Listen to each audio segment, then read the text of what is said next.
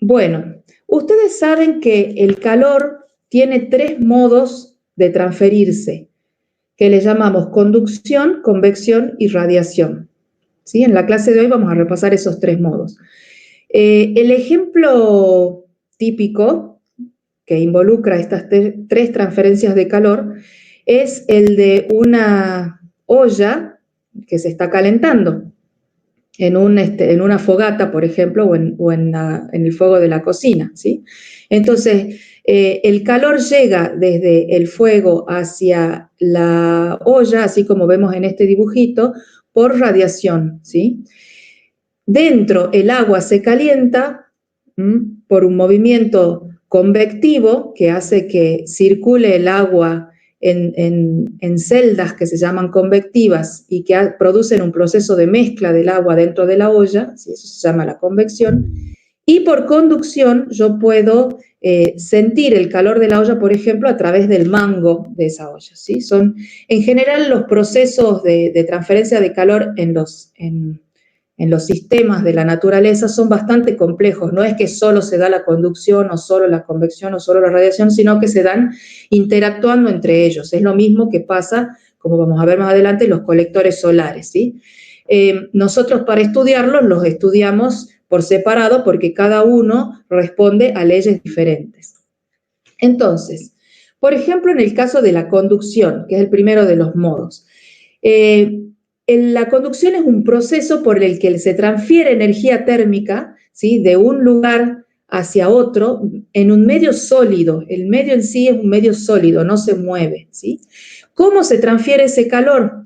Desde el lado más caliente hacia el lado más frío, a través de un proceso de movimiento de las moléculas que conforman ese medio sólido, ¿sí? Es una cosa microscópica la transmisión de calor por conducción. Yo no la puedo ver, no es que hay moléculas que se transportan de un lugar a otro, ¿sí? Como sería el caso de la convección.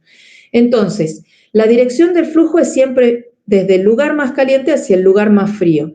Y para que haya conducción entre dos objetos, por ejemplo, tiene que haber contacto directo, como en el caso de la imagen que tenemos a la izquierda, en donde una persona toca la barra caliente y siente el calor porque hay contacto directo entre el dedo y la barra. Y como la barra está más caliente, se transfiere calor desde la barra hacia el dedo, ¿sí?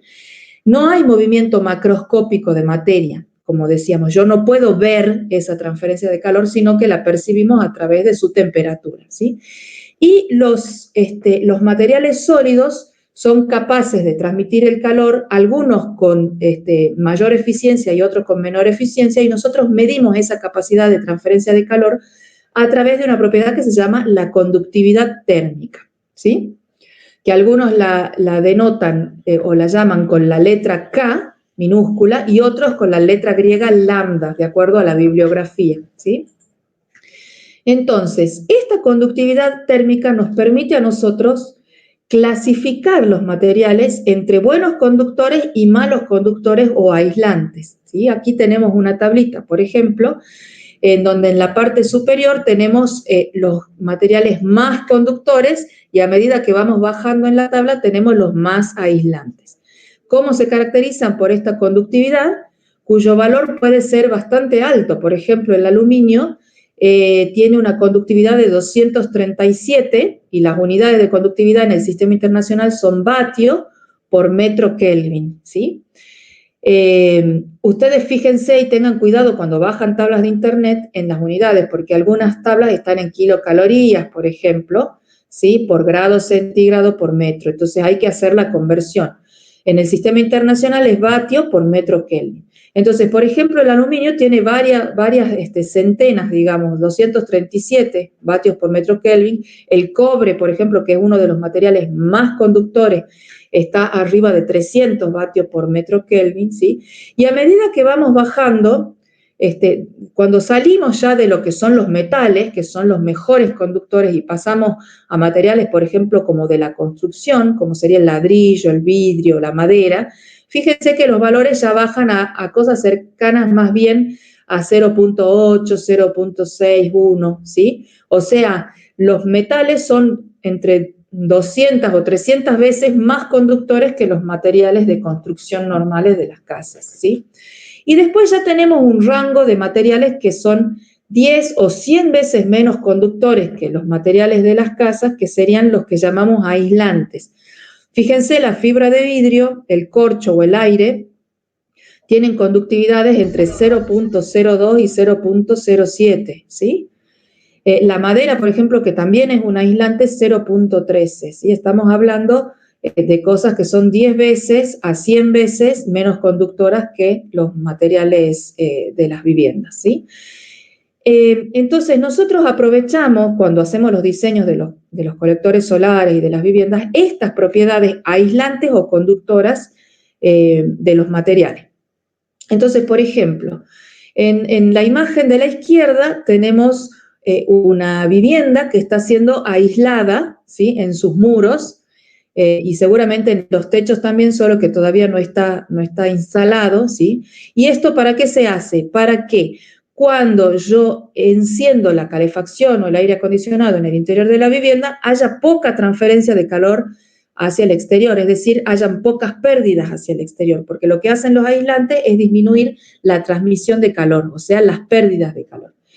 En la figura de la derecha tenemos el caso de un termotanque solar, de los que se utilizan para los tubos de vacío, por eso tienen esta serie de agujeritos en la parte inferior, pero lo que acumula el agua es este tanque metálico, que lo que se hace es aislarlo con esta especie de material marrón que se ve acá, que dice aislamiento, ¿sí? Y después, por supuesto, se lo recubre con una lámina metálica exterior para proteger ese aislante de todo lo que es la corrosión, la lluvia y todas las condiciones climáticas exteriores. Entonces, el aislante siempre tiene que ir protegido, ya sea de tuberías o de este tipo de tanques, protegido por materiales, por ejemplo, mejor si son metálicos, ¿sí? Entonces, en este caso lo que estamos aprovechando es la capacidad de aislar de este material para que el calor del agua que consigo, digamos, mediante la energía solar, se mantenga dentro del tanque.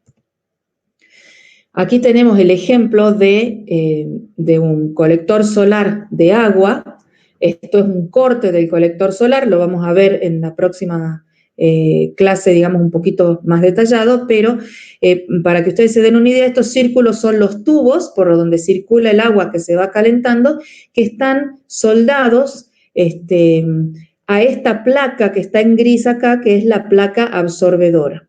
Entonces, en este caso, lo que nosotros necesitamos es que, como la placa absorbedora es la que absorbe la radiación y la transfiere a estos tubos, y el tubo la transfiere al agua, necesitamos que haya buena conexión o buena transmisión de calor entre la placa y el agua. Entonces, en las placas absorbentes nosotros buscamos que sean buenos conductores de calor, o sea, que tenga una buena capacidad de conducción. Por eso las hacemos metálicas. Sin embargo, nosotros queremos que esa placa metálica no pierda mucho calor hacia el exterior, porque esas son todas pérdidas que me van a bajar la eficiencia del colector. Entonces, lo que se hace es aislarla en la parte de abajo con otro material que acá está marcado, digamos, en amarillo, que es el aislamiento térmico, que lo que hace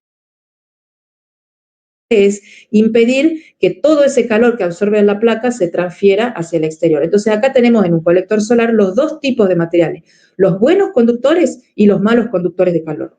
Nosotros dentro de 2 clases vamos a empezar a ver cuáles son las propiedades que tienen que tener cada uno de los materiales con los que está construido el colector. Acá simplemente estamos haciendo un repaso de cómo es la transferencia de calor dentro del colector. Entonces, para ir a las ecuaciones, cuando yo tengo un material, en este caso simplificado, de placas paralelas, ¿sí? Una superficie a temperatura T1 y la otra superficie a temperatura T2, ¿sí?, menor, y estamos suponiendo que hemos alcanzado el estado estacionario y que este material es homogéneo, fíjense todas las suposiciones que estoy haciendo, o sea que se alcanza el estado estacionario significa que ni la T1 ni la T2 se mueven en el tiempo, ni suben ni bajan, están quietitas, ¿sí? Y el material homogéneo significa que está hecho todo del mismo material, por ejemplo, una placa metálica, por ejemplo, una placa de aislante, ¿sí? Eso es un material homogéneo. Entonces, la teoría de difusión de calor dice que se establece un perfil de temperatura como este que están viendo ustedes aquí, que es lineal, ¿sí? Entre T1 y T2, que se describe a través de la ley de Fourier, ¿sí? Que es la que yo escribí aquí abajo, en donde Q es la cantidad de calor que se transfiere desde un lado hacia el otro de este material, ¿sí? Se mide en vatios. El signo menos que tenemos aquí es el que me indica el sentido de la transferencia de calor, ¿sí? Para que el Q sea positivo, como estamos acá mirando, o sea, en el sentido de las X, o sea, de la posición, que empieza en el T1, por ejemplo, con X igual a 0 y avanza hacia T2, ¿sí? O sea, hacia la otra superficie, para que el flujo de calor sea en ese sentido. Entonces tenemos que poner un signo negativo, porque la pendiente que tenemos nosotros acá de T1 menos T2 es negativa. Entonces, este flujo de calor tiene, digamos, 4 variables involucradas aquí abajo en la ley de Fourier. Una es la conductividad térmica, o sea, a mayor conductividad térmica, mayor flujo Q, ¿sí? Otra es el área de transferencia, el área transversal de transferencia. Si yo tengo más metros cuadrados, transferiré mayor cantidad de calor Q, ¿sí? Y después tengo la diferencia de temperaturas, ¿sí? O sea, T1 menos T2. Mientras mayor es esa diferencia de temperatura, mayor será la transferencia de calor, y delta de X está en el denominador, o sea que lo que me dice esto, que mientras más grande es el delta de X, o sea, mientras más espesor tiene este elemento, menor va a ser la transferencia de calor Q, o sea, menos vatios va a transferir de un lugar a otro, ¿sí? Entonces esas son las 4 variables que están interviniendo en la transferencia de calor.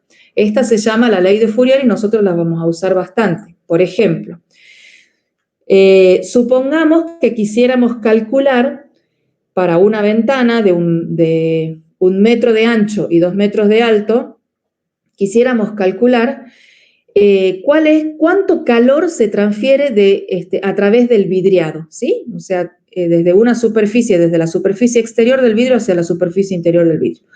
Y supongamos que la superficie exterior está a 10 grados, un día frío de invierno, y la superficie interior está a 30 grados, porque tenemos prendido, por ejemplo, una estufa, y ese vidrio, digamos, se calienta hasta una temperatura de 30 grados, que sería algo razonable que sucede en los vidriados. Si ustedes tocan un vidrio, lo sentirían, por ejemplo, un poquito más caliente. Entonces, con este salto térmico de 30 en el exterior y 10 en el interior, conociendo cuál es el área del vidriado, ¿cuántos vatios pasan a través de este vidriado? Necesitamos conocer, por supuesto, cuál es el espesor del vidrio. Lo vamos a suponer un vidrio común de ventana que es de 4 milímetros, ¿sí? Cuya conductividad es de 0.8 vatios por metro Kelvin, que es la conductividad del vidrio. Entonces, ¿cómo hacemos para hacer ese cálculo?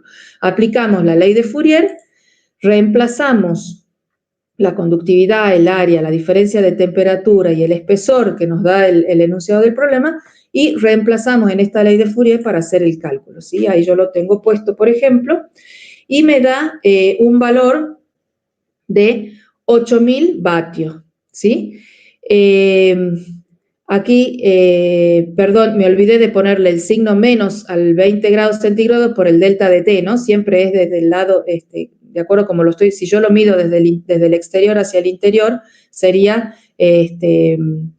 con un signo negativo aquí. Entonces, cuando yo hago la cuenta, me salen 8.000 vatios, ¿sí? O sea que esta ventana está transmitiendo, bajo estas condiciones específicas, 8.000 vatios. Si ustedes se imaginan que una estufa tiene aproximadamente 2.000 vatios, por ejemplo, de potencia, fíjense que 8.000 vatios, una pérdida de 8.000 vatios por una ventana es bastante significativa, ¿sí?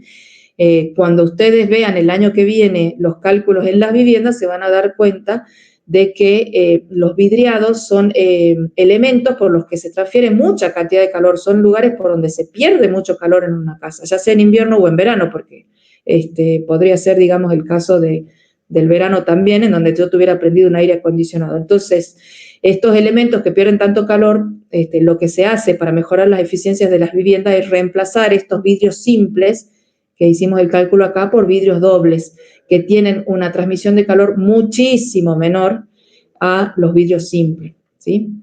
Entonces, esta es la manera en que nosotros calcularíamos la transferencia de calor en cualquier elemento en el que nos den el espesor, la conductividad y la diferencia de temperatura.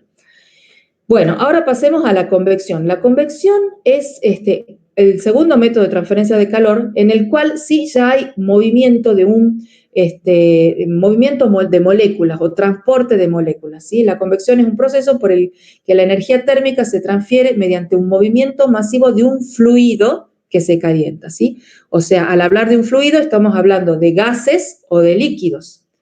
Entonces, cuando el fluido se calienta, ese fluido pierde densidad, entonces tiende a elevarse y genera un ciclo o un movimiento cíclico, ¿sí? O una celda convectiva que le llaman de movimiento, en donde empiezan a moverse las moléculas del agua, por ejemplo, o las moléculas del gas, ¿sí? Entonces, en el ejemplo de la olla es cómo se calienta, por ejemplo, el agua que está en contacto con la base de la olla se pone más caliente, entonces pierde densidad y empieza a subir, desplazando las moléculas de agua que están más frías, que caen hacia abajo, y entonces empieza a haber un movimiento convectivo. Lo mismo pasa en los radiadores o calefactores por convección, que tienen una toma de aire en la parte inferior del calefactor y emiten, digamos, toman el aire frío por la parte de abajo, como están en contacto con una placa caliente, se calienta el aire, disminuye su densidad y sale el aire caliente por la parte de arriba y se genera un movimiento convectivo, ¿sí? Acá en esta imagen está dibujada como si fuera circular, en realidad no, es mucho más complejo el movimiento, es simplemente un esquema de cómo sería. Y esto que nosotros estamos viendo también en sistemas pequeños, como una olla o un calefactor, también se produce en la naturaleza. Y yo les traje esta imagen que ustedes tienen acá, de lo que sucede, por ejemplo, en una ciudad o en una localidad que esté cerca de la costa del mar o de un río donde haya una masa de agua muy grande. Entonces, ¿qué pasa? Como la tierra se calienta mucho más que la masa de agua, cuando el aire entra en contacto con la tierra, se calienta y sube, lo que produce es un desplazamiento de las moléculas de aire que están más cerca de la superficie del agua y que están más frías. Entonces se produce un movimiento como nosotros, digamos, lo percibiríamos como una brisa marina que viene desde el agua hacia la tierra, ¿sí? Y si fuera, por ejemplo, de noche, entonces la tierra se enfría más que el agua y el agua queda más caliente, este movimiento es a la inversa, ¿sí? Entonces, esto es lo que produce los vientos o las brisas también, muy simplificado lo que estoy explicando, a niveles, digamos, del clima, ¿sí? Y también es muy importante otra cuestión, que es la geometría de lo que nosotros estamos trabajando, lo que estamos analizando por convección, ¿sí? Porque como se está moviendo ese fluido, depende de las superficies que vaya tocando, si esa convección se incrementa o se disminuye, ¿sí? Entonces la geometría juega un papel bastante importante. ¿Cómo medimos nosotros la convección? A través de un coeficiente que se llama el coeficiente convectivo H, que se mide en vatios por metro cuadrado por Kelvin, ¿sí? Fíjense que la unidad es por metro cuadrado. Y la ecuación es esta ecuación de convección que me indica que el flujo de calor es proporcional al coeficiente convectivo H, al área de transferencia, ¿sí? Y a la diferencia de temperatura que hay entre la superficie que yo esté considerando y el aire o el fluido circundante. Podría haber sido agua, por ejemplo, el fluido, como sería en el caso del colector, ¿sí? Entonces, la diferencia entre la superficie sólida y la temperatura del fluido es lo que me permite a mí saber cuán fuerte o cuán intenso va a ser la transferencia de calor por convección, ¿sí?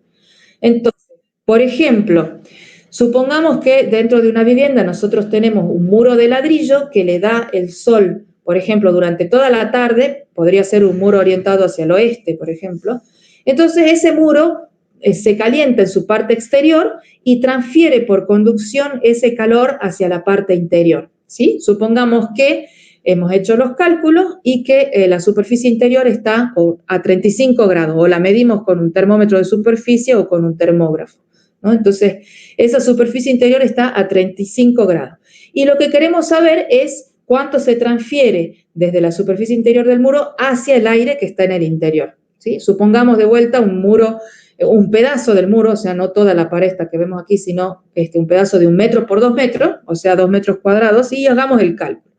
Entonces, lo primero que tenemos que saber nosotros es la temperatura de la superficie interior y la temperatura del aire dentro de la vivienda. ¿Sí? Supongamos entonces que el aire esté a 15 grados, digamos, una situación más bien de frío, que la seleccioné, digamos, para que ustedes vean en tamaño de vatios, puedan comparar con el caso anterior, ¿sí? O sea, fíjense que la diferencia, el salto térmico entre la superficie y el aire es de 20 grados, ¿sí? Así como en el vidrio también teníamos por conducción de 20 grados el salto térmico. Entonces, nosotros tenemos que dimensionar, digamos, cuál va a ser el coeficiente convectivo que le vamos a poner.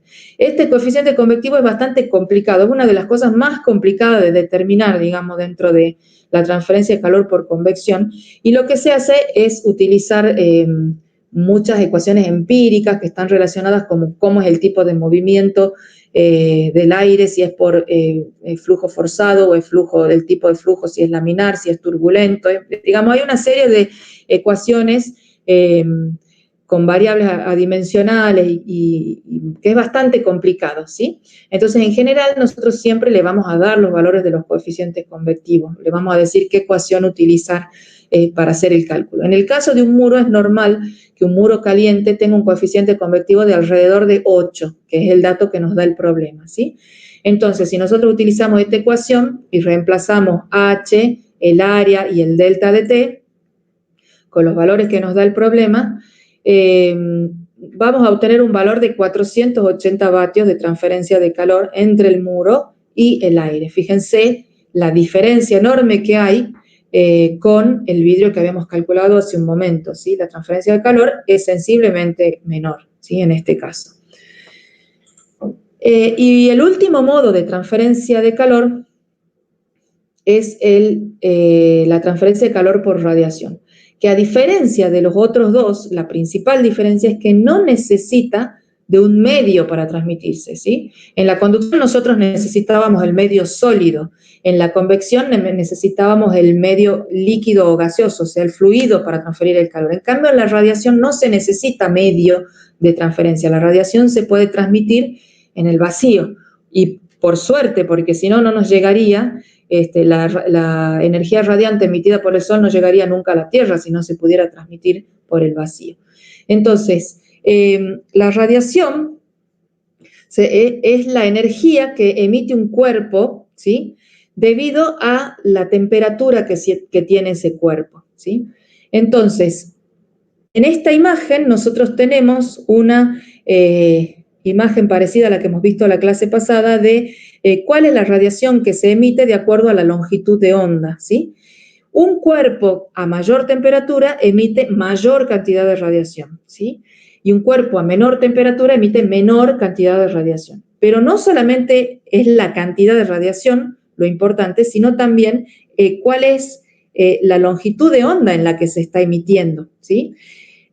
Si ustedes miran acá en el gráfico, nosotros tenemos en la curva azul, está muy simplificado por supuesto, es cuánto emite un cuerpo negro que estaría a 5000 Kelvin, ¿sí? Entonces, sería algo así como el espectro de radiación del Sol. ¿Se acuerdan que habíamos dicho que la superficie solar está como a 5700 Kelvin? Bueno, entonces, esta curva azul tiene un pico dentro del espectro visible, ¿sí? Como el caso de nuestro Sol, y entonces emite la radiación dentro del visible. Nosotros podemos ver esa radiación que se emite. Y la cantidad total de radiación sería el área bajo la curva azul, ¿sí? Ahora, si ese cuerpo está a una temperatura un poco más baja, por ejemplo, 4000 Kelvin, que sería el caso de la línea verde, entonces fíjense que pasaron dos cosas. En primer lugar, el pico bajó bastante. Eso significa que si yo hago la integral de la curva verde, el valor va a ser mucho más bajo que en el caso de la curva azul. O sea, la energía total emitida por radiación es sensiblemente menor, ¿sí? Ya vamos a ver cuánto menor, porque eso tiene una ley física.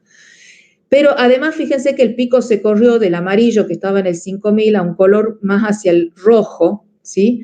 Todavía dentro del espectro visible sería algo que nosotros veríamos, una estrella que veríamos de color hacia el rojo, ¿sí? Se corrió el pico de radiación. Ese corrimiento se puede calcular a través de lo que se conoce como la ley de Wien, ¿sí? Abajo tenemos otro cuerpo que está a 3000 Kelvin. Fíjense que obviamente la integral es mucho más baja y además la curva está corrida ya hacia afuera del espectro visible. O sea, nosotros ya no lo veríamos con nuestros ojos a este elemento, ¿sí? Porque el máximo de radiación estaría ya fuera de lo que es el rango visible. Ahora, fíjense que la curva roja 3000 Kelvin, si nosotros la pasamos a grados centígrados menos 273, son como 2700 y pico de grados centígrados, o sea, es algo que está bastante caliente. Y nosotros vamos a trabajar con los colectores solares con temperaturas muchísimo más bajas que esta, ¿sí? Una placa absorbedora de un colector plano, por ejemplo, no tendría que llegar a más de 90 grados centígrados, ¿sí? Porque si no empieza a hervir el agua dentro del colector. Entonces, estamos trabajando en temperaturas mucho más bajas. A lo mejor, qué sé yo, cuando veamos colectores concentradores y esas cosas, lleguemos a 300 grados o a 400 como muchísimo, grados centígrados, esos son unos 600 Kelvin.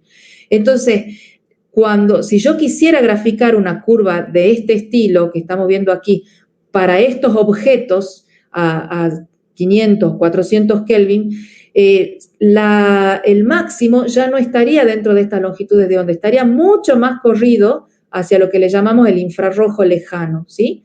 O sea, todos los cuerpos a temperaturas ambientes o calentados por el sol, por ejemplo, están emitiendo energía dentro de lo que nosotros le llamamos el infrarrojo lejano, o sea, después de los 2500 o 3000 nanómetros, ¿sí? De radiación. Entonces, estamos hablando del infrarrojo, ya no del visible. También es importante en la transferencia entre dos cuerpos la geometría que tienen esos cuerpos. Eso se ve a través de lo que se llama el factor de forma de los cuerpos, ¿sí? Pero antes de ver eso, lo que más nos interesa a nosotros es cómo caracterizamos esa transferencia por radiación. Y la caracterizamos a través de una propiedad que se llama la emisividad del cuerpo, ¿sí? Entonces, aquí tenemos una tabla de emisividades que se representa con la letra griega epsilon, ¿sí? Y que se miden en valores entre 0 y 1. El valor 1 se lo adjudicamos al cuerpo negro, es decir, que es el que mayor emisividad tiene de todos los cuerpos. El cuerpo negro es un cuerpo ideal, que no existe, digamos, en la naturaleza, es una idealización que nosotros hacemos para entenderlo. Pero hay muchos materiales que se comportan prácticamente como si fueran cuerpos negros. Por ejemplo, la piel humana, ¿sí? Que tiene un valor de 0.98, o el agua, que anda también por esos mismos valores, ¿sí? O el sol, que habíamos dicho que se podía comportar como un cuerpo, pues, que su espectro de radiación lo podíamos asemejar al de un cuerpo negro.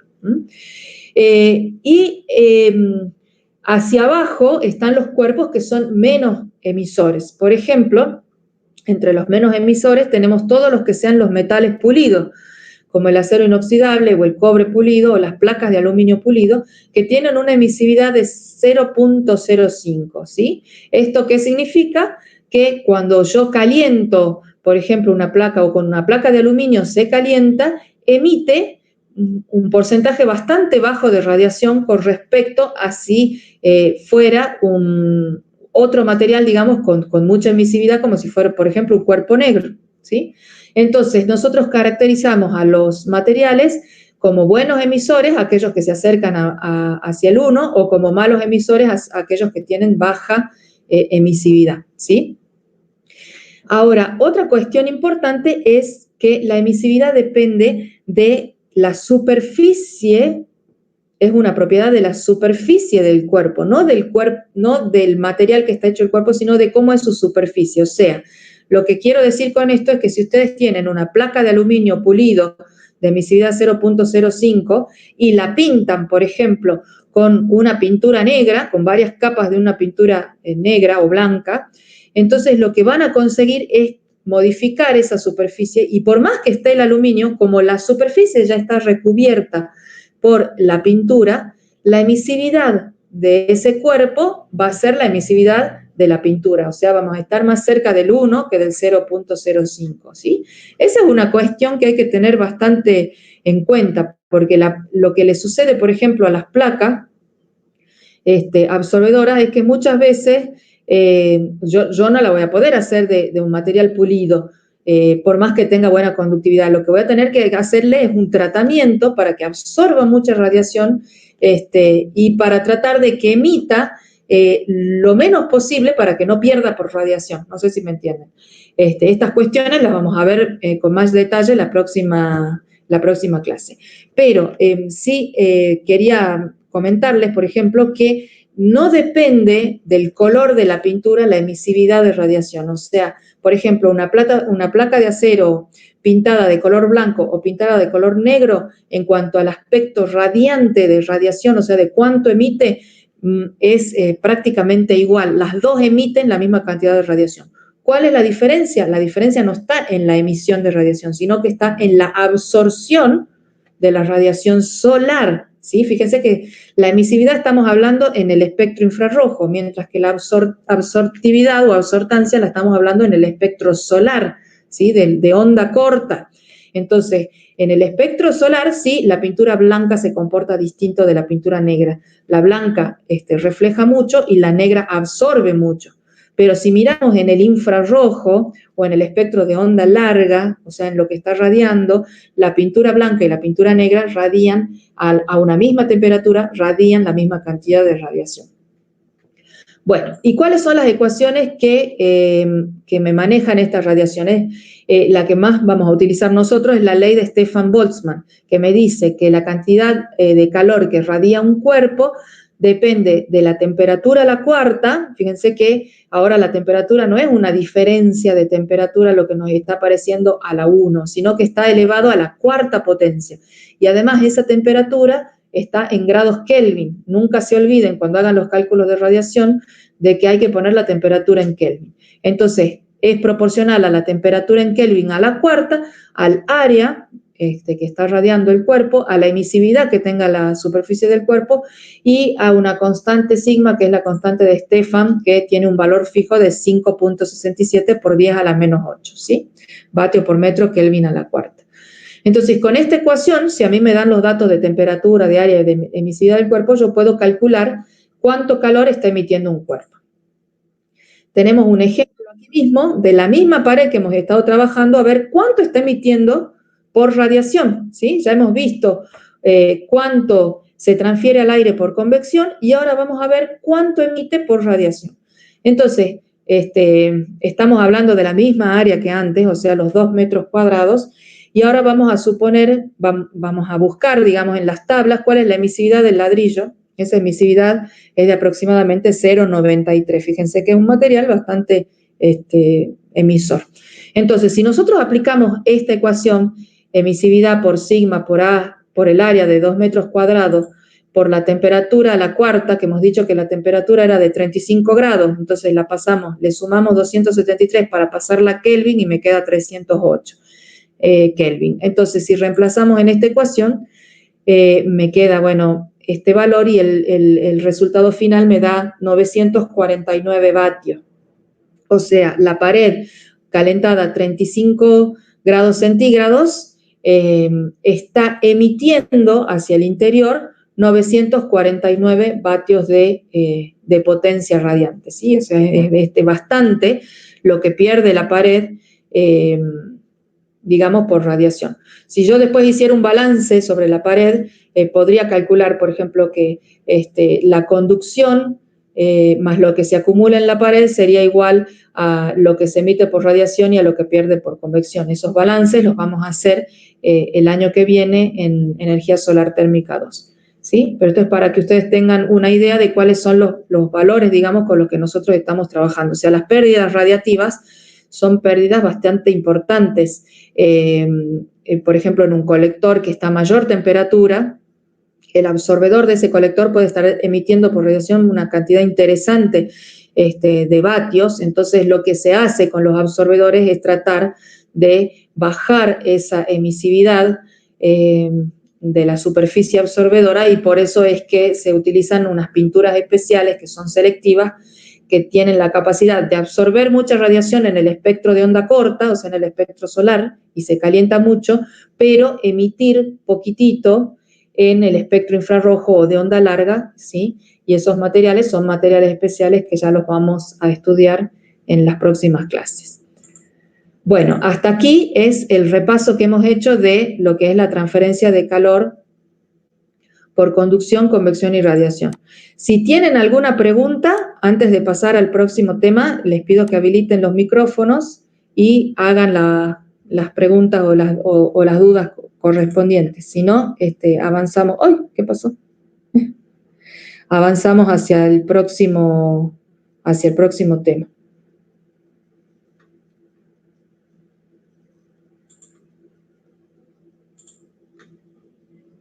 ¿Están escuchando? Sí, estamos escuchando. ¿Alguna pregunta? Sí, con respecto a la emisividad, o sea, la emisividad yo la mido después que ya he recibido radiación. No, la emisividad es una propiedad del cuerpo, de la superficie del cuerpo que está emitiendo, ¿sí? Es una propiedad que se mide, está en tablas, digamos, y vos la podés usar directamente de las tablas. Nosotros lo que vamos a hacer es usar directamente de las tablas la emisividad, ¿sí? Bien. Entonces, usás el valor de emisividad para calcular la transferencia de calor. Bien. ¿Sí? ¿Alguna otra pregunta?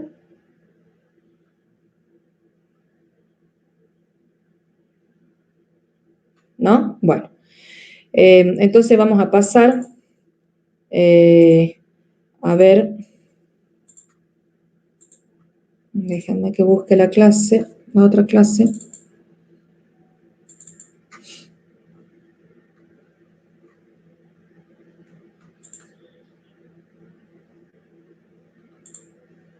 A ver si me deja grabar ahora.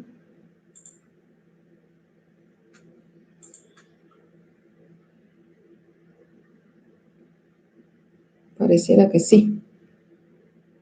Recording is on. Bueno, ahora sí está grabando Jitsi. Entonces yo estoy compartiendo pantalla. No, ahí.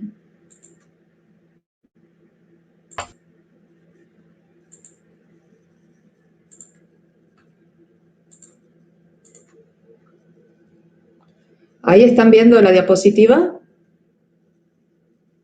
Sí. Muchas gracias. Bueno, entonces, ahora lo que vamos a hacer es aplicar un poco de esto que hemos visto de la transferencia de calor por conducción, convección y radiación para entender cómo funciona un colector solar, ¿sí? Acá en pantalla ustedes tienen un esquema de lo que sería un colector solar. Por la izquierda entra el agua fría y por la derecha saldría el agua caliente. Esto es un corte del colector solar. Los círculos que se ven ahí son el corte de los tubos de conducción de agua, ¿sí? Entonces es como un serpentín en donde el agua entra por la izquierda, va circulando, a medida que circula hacia la derecha por el colector, se va calentando y sale caliente, ¿sí?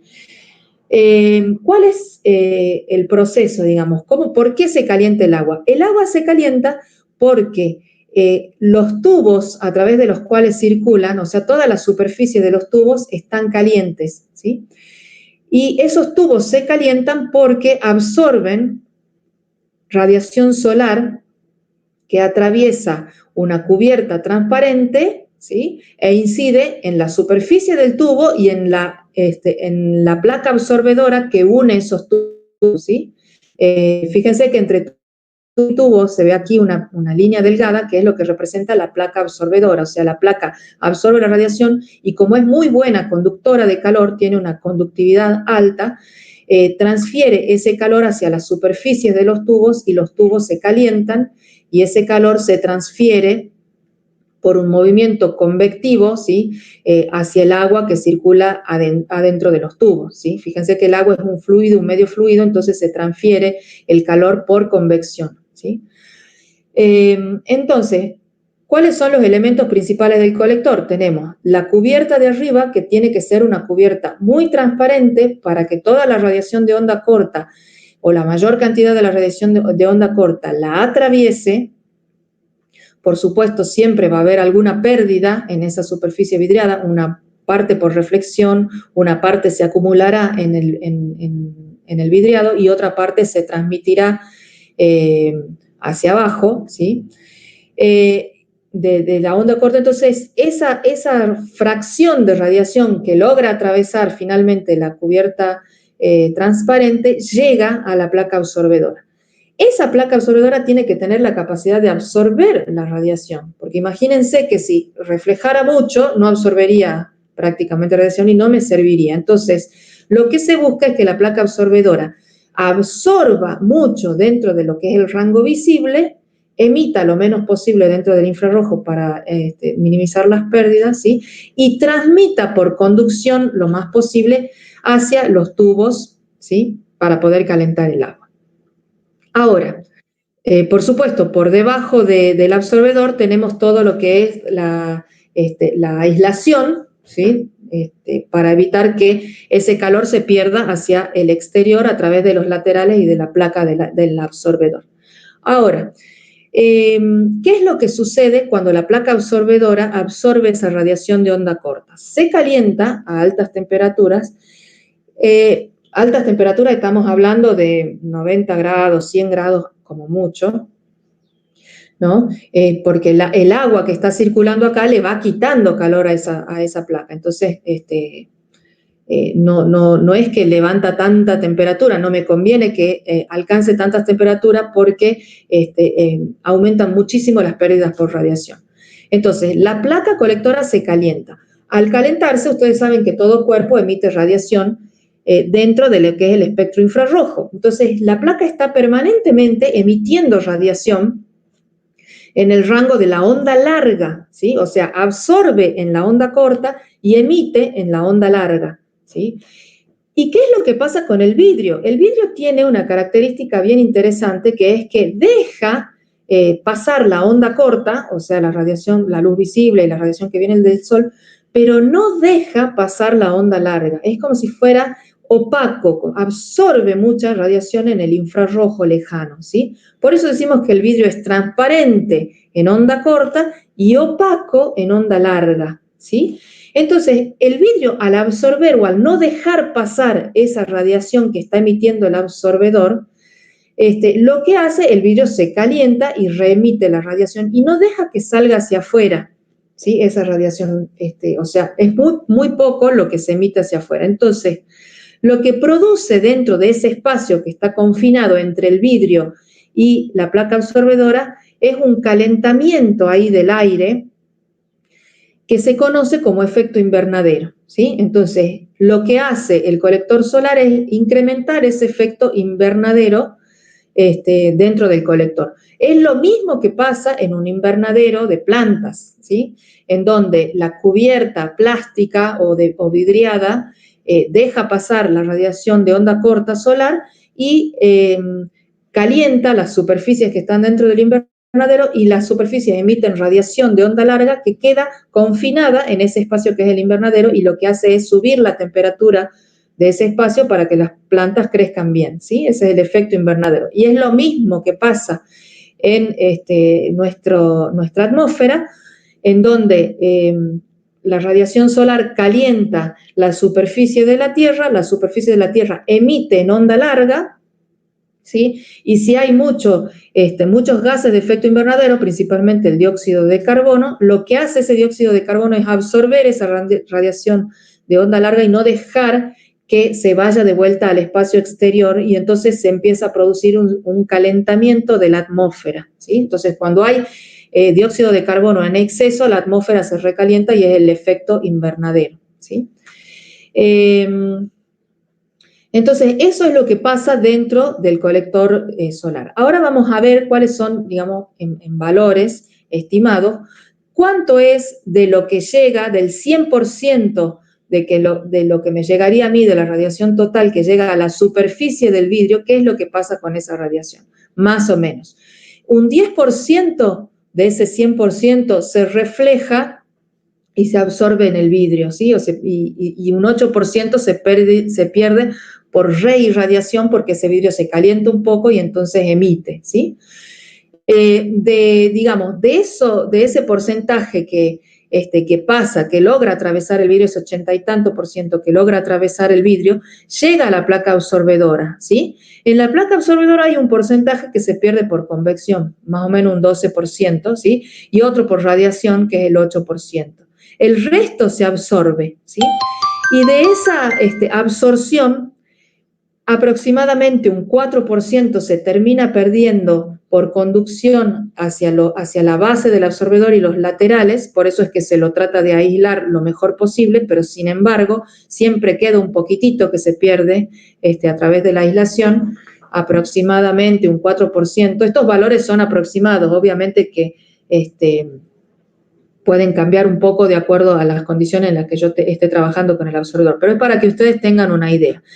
Y aproximadamente un 66% es lo que termina llegando de ese 100% total, es lo que se termina absorbiendo en el agua, ¿sí? Entonces, aquí tenemos lo que es la eficiencia del colector completo, o sea, más o menos un 66% de la radiación total que me llega es transmitida al agua, ¿sí? Este es un colector bastante eficiente de los de placa plana, ¿sí? Porque tenemos, por ejemplo, colectores absorbedores que tienen eficiencias de un 50%, de un 40% inclusive, y que sí se utilizan, ¿sí? Para calentar agua. Entonces, para que ustedes tengan una idea, entonces, si yo tengo 1000 vatios por metro cuadrado de radiación fuera del colector, aproximadamente 660 vatios estarían transmitiéndose al agua para esta configuración de colector, ¿sí? Entonces, lo que se busca hacer en general es tratar de reducir las pérdidas, por radiación, de que la placa absorbedora transmita lo más posible de calor hacia el agua. Eso es para mejorar la eficiencia del colector, ¿sí? Entonces hay colectores que son mucho más eficientes que este 66%, y vamos a ir viendo, por supuesto que también son más caros. Entonces ahí hay una relación, digamos, costo-beneficio que nosotros vamos a tener que analizar en cada caso y de acuerdo al clima en el que yo esté trabajando. Entonces, ¿cuáles son los tipos de colectores solares? Muy brevemente, yo les estoy dejando en el Moodle 2 archivos en donde está descrito, digamos, con mucho más detalle los distintos tipos de colectores solares que hay, cuáles son sus rangos de trabajo y sus características geométricas. Con eso tienen que complementar la visión rápida que yo les voy a dar ahora, así que les sugiero que hagan una lectura de esos archivos y si hay alguna duda, la clase que viene lo tratamos, ¿sí? Los colectores solares se clasifican de diferentes, digamos, hay muchos tipos de clasificaciones de los colectores. Por ejemplo, algunos se clasifican de acuerdo al fluido con el que estén trabajando. Hay algunos colectores que trabajan con aire, otros que trabajan con agua, otros que trabajan con aceite, otros que trabajan con sales fundidas, que son los que generan, digamos, electricidad, por ejemplo. Entonces, lo que nosotros vamos a ver en esta materia son colectores para calentamiento de agua o de aire, ¿sí? O sea, para calefacción, por ejemplo, de viviendas, o para secado solar, son colectores que trabajan con aire. Y para agua caliente sanitaria o para calefacción de piscinas, por ejemplo, de piletas, nosotros vamos a trabajar con agua, ¿sí? Otra clasificación sería de acuerdo a la geometría del absorbedor. Por ejemplo, hay colectores que tienen un absorbedor plano, ¿sí? Y hay geometrías que tienen absorbedores del tipo parabólico, ¿sí? Por ejemplo, los tubos de vacío, los concentradores parabólicos, o la imagen que nosotros tenemos aquí a la derecha, no son de placa plana, sino son parabólicos, ¿sí? También hay una clasificación de acuerdo a si los colectores tienen cubierta transparente o no tienen cubierta transparente, ¿sí? Que vamos a ver un ejemplo un poquito en las diapositivas que siguen, ¿sí? Entonces eso es de acuerdo a la geometría. Por ejemplo, de acuerdo al tipo de absorbedor también hay, inclusive siendo de placa plana el absorbedor, como son los 3 casos de arriba, ¿sí? Estos 3 casos, esta imagen está sacada del Duffy Beckman, ¿sí? Ingeniería de los procesos solares. Entonces, por ejemplo, en la diapositiva, en la imagen de más arriba, nosotros tenemos un absorbedor que sería una placa plana directamente. En cambio, en la placa plana directamente conectada con el aislante, ¿no? Que es siempre lo rayado acá, las rayas inclinadas están indicando que eso es material aislante. Entonces, este es un tipo de flujo en el que hay un solo canal por el que fluye el aire, ¿sí? Entre el vidrio y la placa absorbedora, ¿sí? Pero yo puedo poner esa placa absorbedora en la posición central de ese canal, por ejemplo, y hacer que el fluido vaya solamente por la parte de abajo, como sería el caso, el segundo caso que tenemos aquí, ¿sí? Entonces, en este caso, la placa absorbedora ya no está en contacto con el aislante, ¿sí? También podría ser que el fluido vaya por arriba y por abajo, por ejemplo, o por ambos canales, o podría ser que vaya por la parte de abajo y vuelva por la parte de arriba o viceversa, ¿sí? Entonces son distintos tipos de flujo, o cómo oriento yo el flujo de aire o de agua dentro del mismo colector. En el caso C, nosotros tenemos la placa absorbedora con unas pequeñas aletitas en la parte de abajo, que la intención de esas aletas es generar un movimiento turbulento del agua o del aire que circula por aquí, porque mientras más turbulento es el flujo, más grande es el coeficiente de transferencia por convección, SH del que hablábamos, entonces mejor se transfiere el calor al agua, ¿sí? Entonces por eso es que se hacen estas cosas de ponerles aletas en el caso C, ¿sí? O inclusive digamos, de modificar el flujo, como en el último caso en el F, que tiene una malla porosa para que el flujo de aire, por ejemplo, que circula por esa malla, se mueva mucho y se genere un flujo turbulento que mejore la transferencia, ¿sí? En el caso de esta especie de perfil triangular, lo que se busca es tratar de aumentar el área de transferencia o el área que absorbe la radiación solar, ¿sí? Y el flujo sería ya no de izquierda a derecha, sino en el sentido normal a la pantalla, digamos, como si viniera de donde yo estoy mirando hacia adentro, digamos. Entonces, como ustedes se fijan, hay una gran variedad, digamos, de modelos de absorbedor y de modelos de flujo de calor en los colectores, cada cual tiene una eficiencia que se puede calcular, digamos, y que los distintos fabricantes de colectores van probando para ver cuál es el más eficiente y el más económico dentro de esos modelos, ¿sí? Entonces, hay una clasificación, otra clasificación, además de la del flujo que hemos visto antes, que tiene que ver con el número de pasos. El número de pasos es cuántas veces pasa por encima del absorbedor el fluido que yo esté considerando. Por ejemplo, paso simple es el de más arriba, entra por un extremo y sale por el otro, pasa una sola vez, ¿sí? Paso doble en contracorriente significa que entra por la izquierda, ¿sí? Y da una vuelta y pasa por la parte de arriba del colector, lo que les había explicado hace un rato, y se llama contracorriente porque el sentido de flujo en la parte de abajo y en la parte de arriba son contrarios, ¿sí?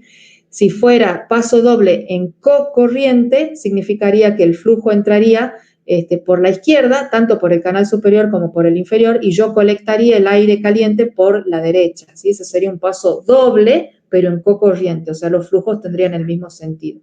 Y después tenemos el absorbedor perforado, que también lo hemos visto en la diapositiva anterior, que lo que hace es intenta que el flujo se mueva, digamos, en los dos canales a través de orificios para mejorar el área de transferencia de, digamos, que hay entre la placa absorbedora y el fluido. Entonces se perfora esta placa, ¿sí? Y abajo tenemos un modelo de un colector que es un poquito diferente, digamos, porque es como si yo partiera el colector en su eje, digamos, y por la mitad derecha del colector entra el aire frío que se va calentando y tiene una curva, y por la parte izquierda del colector, en donde está la flecha roja, sale el aire caliente. Este es un colector comercial alemán que tiene una celda fotovoltaica en el extremo derecho, que lo que hace es mover un extractor de aire, que es el que está dibujado acá, digamos. Entonces es un colector que funciona autónomamente, no necesitamos conectarlo a la red de electricidad. Entonces, cuando hay energía solar suficiente, automáticamente este colector puede funcionar, ¿sí? Y este colector es un colector que se usa mucho a nivel de edilicio, que es un colector que no tiene cubierta transparente, ¿sí? La placa absorbedora es directamente esta placa negra que nosotros vemos aquí, está pintada de color oscuro, es una placa metálica negra, ¿sí? Y hay un espacio entre esta placa negra y donde comienza el edificio, ¿sí?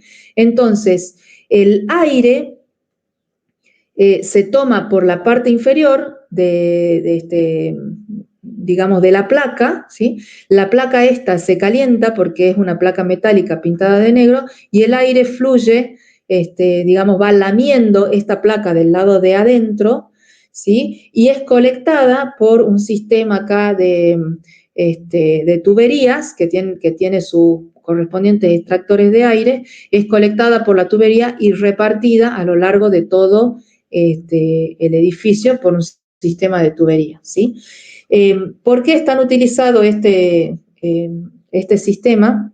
Si bien es bajo en eficiencia, digamos, con respecto a un colector solar, porque es fácil o porque tiene una instalación sencilla en lo que serían, por ejemplo, galpones o como estos que se ven a la derecha.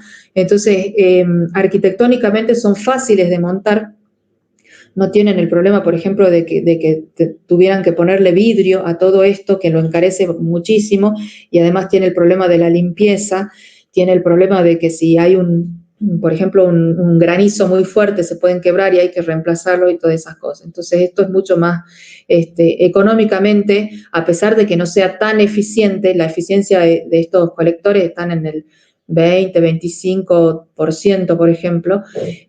No son tan eficientes, pero sí, como tienen una gran área de transferencia, puedo conseguir ahorros importantes en energía de calefacción, ¿sí? Estos son lo que se llaman colectores sin cubierta o transpirados, que viene digamos, de su concepción de cómo se los conoce en inglés. Bueno, y finalmente acá hay algunas de los distintos tipos de colectores que nosotros vamos a estudiar a lo largo de la materia, ¿sí? Como por ejemplo los colectores de placa plana que acabo de explicar yo con el efecto invernadero, y acá a la derecha hay un colector que tiene esta tecnología, o sea, los tubitos y la placa plana. Y después hay colectores que no son de placa plana, que son ya los de tubos evacuados, en donde no hay una placa absorbedora, sino que son directamente tubos, como los que se ven acá, que están todos conectados a un gran tanque de acumulación y que funcionan, digamos, por un efecto de calentamiento de la superficie, digamos, del agua que está en contacto aquí con esta parte negra de abajo, es la que funciona como calentador, digamos, del tubo, pero nosotros vamos a estudiar, digamos, perfectamente cómo funcionan estos en clases que siguen. Yo acá simplemente lo que les quiero mostrar es que existen colectores solares de agua que no son necesariamente de placa plana, sino que son de tubos evacuados. Obviamente los de placa plana son mucho más sencillos en su construcción y por eso son más económicos, pero también son más ineficientes. En cambio, los tubos evacuados tienen, digamos, características particulares, ese recubrimiento negro que se ve, por ejemplo, acá, y están algunos al vacío, Entonces, tienen características que los hacen especiales, son más caros, pero son también más eficientes. ¿Cuál utilizar en cada caso? Ustedes van a tener después en la práctica un montón de problemas para resolver, para ver cuál es el que más les conviene, ¿sí? Es toda una cuestión, como les decía, de disponibilidad por un lado y de costo económico, de costo-beneficio, para los distintos lugares. Si es un lugar, por ejemplo, en donde los climas son muy fríos y el nivel de radiación quizás no es tan alto, entonces por ahí conviene un colector que tenga mucho mayor eficiencia, como son los de tubos evacuados, ¿no? En cambio, si el clima es más benigno, se puede utilizar colectores con un poco menos de eficiencia que sean más económicos. Así que bueno, hasta aquí hemos llegado hoy con el tema de los tipos de colectores y del efecto invernadero que se produce dentro del colector. La clase que viene ya vamos a empezar a hablar de cómo se calcula esa eficiencia del colector y cómo son los materiales o cuáles serían las características óptimas que tendrían que tener los materiales con los que se construyen los colectores solares.